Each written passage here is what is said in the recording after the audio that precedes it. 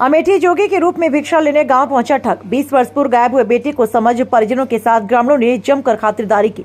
लोगों ने भिक्षा के रूप में कई कुंतल अनाज और पैसे दिए। मामले का खुलासा जब हुआ जब 20 वर्ष पूर्व गायब हुए बेटे के पिता के पास फोन पर आने लगी पैसे की डिमांड। पीड़ित बुजुर्ग ने पुलिस की शिकायत की और पुलिस पूरे मामले की जाँच पड़ताल में जुटी।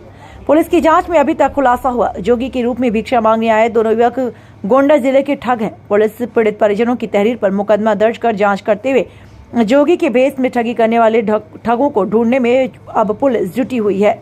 जैस कोतवाली क्षेत्र के खरौली गांव का मामला। अमेठी से ब्यूरो रिपोर्ट। आज इस गांव में आए हैं, क्या है मामला? इस गांव में मतलब एक बहुत अभी वायरल खबर है कि एक बच्चा जो 22-23 साल पहले निकला था जोगी हो गया है, फिर अपने गांव में लौटा है, अपने परिजनों को पहचानता है, लेकिन परिवार में वापसी की उसने कुछ शर्तें बताई, जिन शर्तों में आर्थिक शर्त भी थी। उसको पूरा करने के लिए परिवार परेशान है। खबर वायरल होती है, पूरे देश में लोगों तक पहुंचती है, फिर पता लगता है कि मतलब ये कोई पहली घटना नहीं है। इस तरह से बिहार में, झारखंड में, बाकी जगह भी इस तरह की चीज़ें हो चुकी हैं, जहाँ खोए हुए लोग, मानसिक रूप से विक्षिप्त निकले हुए लोग अपने घर लौटे हैं और पैसों की डिमांड कर रहे हैं। बाकी कॉमन चीज़ें वही हैं कि कुछ कहानियाँ पहचानते हैं, कुछ लोगों को पहचानते हैं और पैसों की डिमांड की जाती है। ठीक वही यहाँ चल रहा है। बस उसी सब को देखने के लिए मैं यहाँ आया था। उस पिता से मिला, गांव के उन लोगों से मिला जो उस दिन भाव विभोर थे, एक बच्चा अपने गांव लौटता है। लेकिन तमाम तरह के कंटेंट, तमाम प्लेटफॉर्म से मिली सूचनाएं, पता लगता है कि मतलब ये पहले भी हो चुका है। अब ये प्रशासन और मीडिया, ये लोग मतलब उसमें सत्यता की जांच करें, लेकिन इन चीज़ों का पर्दाफाश होना चाहिए। इस तरह का जो गैंग चल रहा है जी। एक बाप बच गया।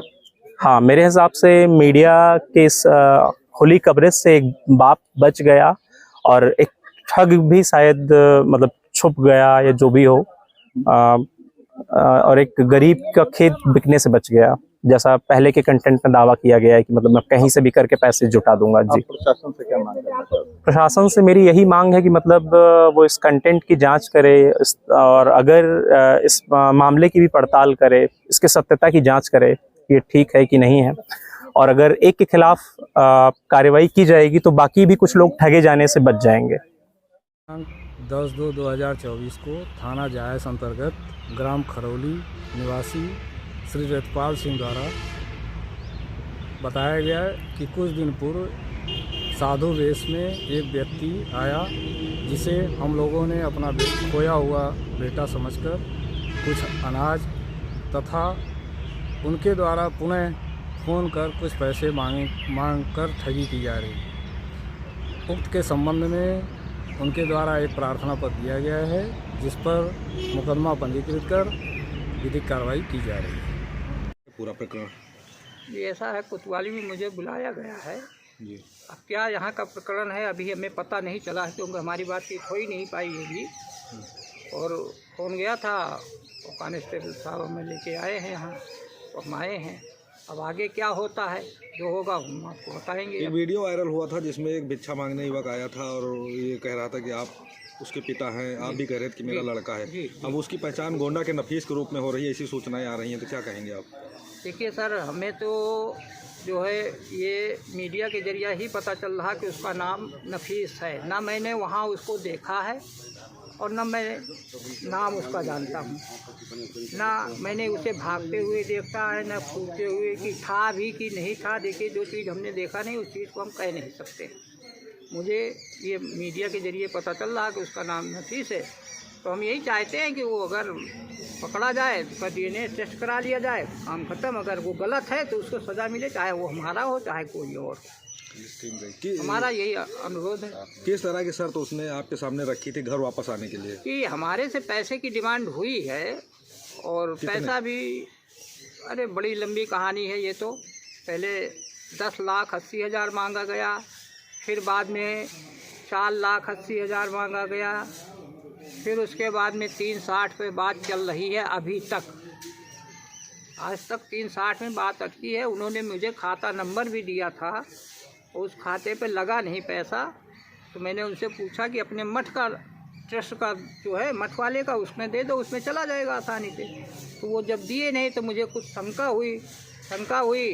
तो फिर मैंने प्रशासन को थोड़ा देखा तो वो बता रहे थे झारखंड में हूँ, तो मैंने झारखंड एसपी से बातचीत की तो कहने लगे ठीक है मैं देखता हूँ ये नंबर कहाँ चल रहा है। तो झारखंड की एसपी ने वहाँ खोजबीन की तो मुझे फ़ोन किया शाम को कि भैया हो ये आपका नंबर जो आपने दिया है ये झारखंड में नहीं है, ये गोंडा में चल रहा है।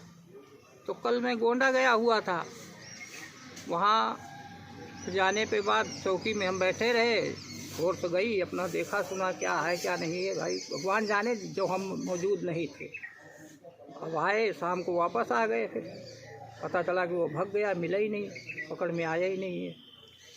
क्या लगता है जिस तरह से सूचना है उसके नफीस से हिंदू साधु बनने की थी और आपका लड़का बनने का वो कर रहा था, तो ये एक बड़ी साजिश भी इसमें नहीं साजिश, हम खुद इस बात को कह रहे हैं। जब वो पैसा लगाने के लिए टेस्ट में मना किया तो हमें शंका हो गई। जो हमें शंका है तो उस शंका का समाधान तो होना चाहिए, उसको पकड़ा जाए, उसका DNA टेस्ट करा लिया जाए। अगर हमारा है तो ठीक है, हमारा नहीं है तो उसको सजा दी जाए बाकायदे। हम तो चाह रहे हैं। शासन प्रशासन से क्या मांग करेंगे? शासन प्रशासन से यही मांग कर रहे हैं कि अगर उसे अरेस्ट करके लाया जाए तो बहुत अच्छी बात है, क्योंकि हो सकता है वो मेरे साथ कर रहा है, कल और किसी के साथ भी करेगा। तो भाई उसका यही धंधा है तो क्या किसी को बख्शेगा वो? अब उससे संपर्क हो पा रहा है या? जी हाँ, सुबह फ़ोन आया था, तब से उसका फ़ोन अभी तक आया नहीं, और हम भी थोड़ा इधर उधर में बिजी हैं, तो इसलिए उसके बाद फ़ोन नहीं लगा।